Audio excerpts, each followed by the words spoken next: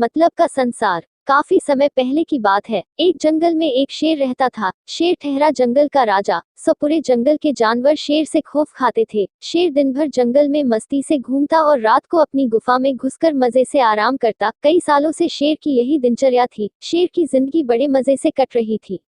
एक दिन शेर की गुफा में एक चूहा घुस गया। शेर के डर से कोई भी जानवर शेर की गुफा की तरफ नहीं आता था, इसीलिए चूहे को शेर की गुफा उसके रहने के लिए सबसे उचित जगह लगी। अब चूहा दिन भर अपने बिल में रहता और रात के वक्त जब शेर सो जाता तब बिल से बाहर आता था। कुछ दिन तो सब कुछ ऐसे ही चलता रहा। शेर को अपने बिल में चूहे के होने की भनक भी नहीं लगी, लेकिन समय के साथ साथ चूहे को खुद पर घमंड हो गया। अब उसे शेर से डर लगना भी बंद हो गया। एक दिन चूहे ने सोचा, शेर ने पूरी जिंदगी इस जंगल को और जंगल के जानवरों को डरा डरा कर परेशान किया है, क्यों ना मैं अब शेर को परेशान करके उसका जीना मुश्किल कर दूं। बस चूहे महाराज के सोचने भर की देर थी। अब चूहा हर रोज रात को अपने बिल से बाहर निकलता और शेर की गर्दन के घने बाल काट जाता। शेर जब सुबह उठता तो उसे अपनी गर्दन के घने बाल जमीन पर पड़े मिलते। कुछ दिन तो शेर को कुछ समझ नहीं आया, लेकिन जल्द ही उसे एहसास हो गया कि हो ना हो मेरे बिल में कोई चूहा घुस आया है, जो रोज रात को मेरे बाल कुतर जाता है। शेर ने चूहे को अपने पंजों से पकड़ने की बहुत कोशिश की, लेकिन हर बार चूहा शेर के चंगुल से निकल जाता।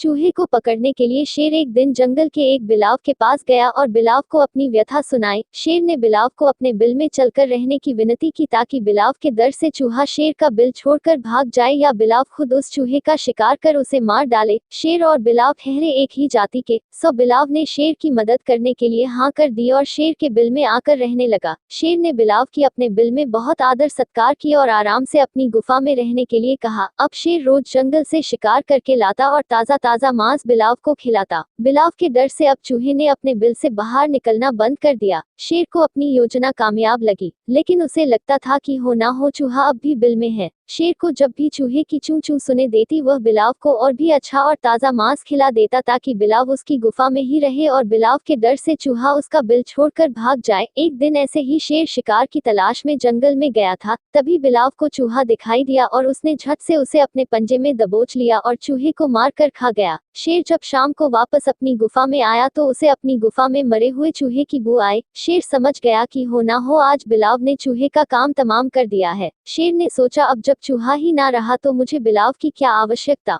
बस शेर के सोचने भर की देर थी। अब शेर ने बिलाव को मांस खिलाना भी बंद कर दिया, लेकिन बिलाव को तो अब बैठे बैठे ताजा मांस खाने की आदत हो चुकी थी। कई दिन तक भोजन ना मिलने के कारण बिलाव की हालत अब इतनी खराब हो चुकी थी कि अब वह खुद शिकार भी नहीं कर सकता था। बस कुछ ही दिनों में भूख और कमजोरी के कारण बिलाव की मृत्यु हो गई। कहानी का तर्क यही है कि दोस्त कुल मिलाकर दुनिया मतलबी है, लेकिन हम दुनिया से दूर भी नहीं भाग सकते। इसलिए अगर जिंदगी में कोई भी आपकी मदद करे तो पहले उस मदद के पीछे छिपे स्वार्थ का पता करो। खुश रहो।